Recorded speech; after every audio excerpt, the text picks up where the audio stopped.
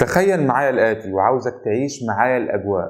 منتخب بلادك في نهائي كأس العالم والنتيجة 0-0، وجاءت ضربة جزاء لمنتخب بلادك في الدقيقة الأخيرة من المباراة. كل جماهير بلادك وقفت على رجليها، وبعد صياح الجماهير على السكوت الاستاد، ويتقدم قائد منتخب بلادك ليسدد ركلة الجزاء. وتخيل معايا إن قائد المنتخب ده أنت، وقدامك الكورة والحارس. هنا سأسكت قليلا. هتعمل إيه؟ هتركز على زاوية تشوط فيها، ولا هتشوط ومطرح ما تيجي تيجي؟ هنتعلم في الفيديو ده أفضل طريقة تحدد بها هدفك من تعلم أي مهارة.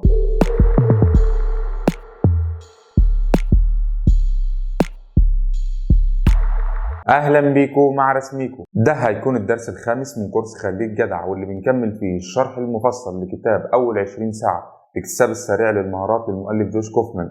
تقدر تشوف الدرس الأول والثاني من الآي اللي فوق عشان تفهم هدف الكورس وليه سميناه كده.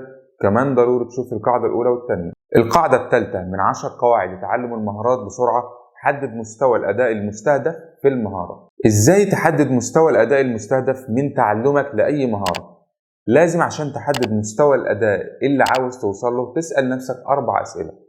أول سؤال: إيه هي المهارة؟ تاني سؤال: إيه هي نوع المهارة؟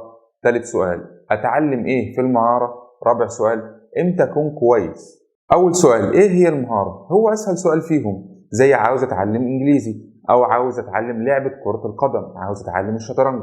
طيب تاني سؤال: إيه هي نوع المهارة؟ عندنا 3 أنواع من المهارات.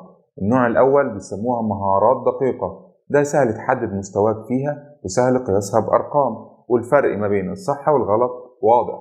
النوع الثاني مهارات مرنة، صعب تحدد مستواك فيها وصعب قياسها برقم معين، وبيكون فيها أكتر من أسلوب وحل عشان توصل لنتيجة كويسة، يعني بتعتمد على التجربة والخبرة.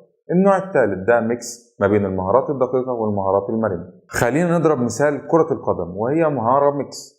جزء المهارات الدقيقة وهي مثلا دقة التمرير ودقة التسديد، دي سهل تحددها برقم وسهل تحدد مستوى لاعب معين فيها. ولكن جزء المهارات المرنة زي التمركز الصحيح والجري بدون كرة لأماكن فعالة في الملعب، دي صعب تحددها برقم. لو محتار يا برو في تحديد نوع المهارة، اسأل نفسك سؤال: هل ينفع ريبوت أو رجل آلي يعمل المهارة ديت؟ لو ينفع تبقى مهارة دقيقة، لو ما ينفعش تبقى مهارة مرنة. معرفتك لنوع المهارة يسهل عليك في وضع الأداء المستهدف بأرقام أو بالتجربة وتكوين خبرة. ثالث سؤال: أتعلم إيه في المهارة؟ هدف السؤال ده إنك تقلل من وسع الهدف. يعني مثلا عاوز أتعلم إنجليزي، كلمة واسعة وكبيرة وشاملة حاجات كتير جدا، ولكن قول عاوز أتعلم إيه في الإنجليزي، زي أتعلم قواعد اللغة الإنجليزية. رابع سؤال: إمتى أكون كويس؟ فيه احتمالين. أول احتمال لو أنت بتتعلم المهارة ديت عشان التسلية وتستمتع بوقتك، زي تعلم الشطرنج مثلا، يبقى إجابة إمتى أكون كويس في الشطرنج هتكون كويس في الشطرنج لما خلاص تبطل تحس بالإحباط وتلعب وأنت مبسوط. تاني احتمال لو كان هدفك توصل لمستوى معين، إيه هو المستوى اللي هترضى به في البداية؟ زي مثلا الكتابة السريعة على الكيبورد، يبقى إجابتك إمتى هكون كويس في الكتابة السريعة على الكيبورد؟ هكون كويس مثلا لما أوصل 20 كلمة في الدقيقة، وهكذا. يفضل إنك تختار مستوى بسيط في البداية. وهكرر عليك تاني: هدف أسلوب الاكتساب السريع للمهارات هو الوصول لمستوى كافي في أسرع وقت، وإما المستوى ده يشجعنا على الاستمرار في تعلم المهارة، أو تتعلم ما يكفيك عن المهارة دي. الكود بتاعت النهاردة بتقول: حدد هدف أكبر، المستقبل اللي أنت شايفه هو الشخص اللي هتكونه. ما تنساش بعد الكلام ده كله تقول لنا هتشوف ضربة الجزاء فين. هنتكلم في الفيديو الجاي عن الهندسة العكسية. لو مهتم بالمحتوى ده ما تنساش تعمل اللي عليك وخليك جدع.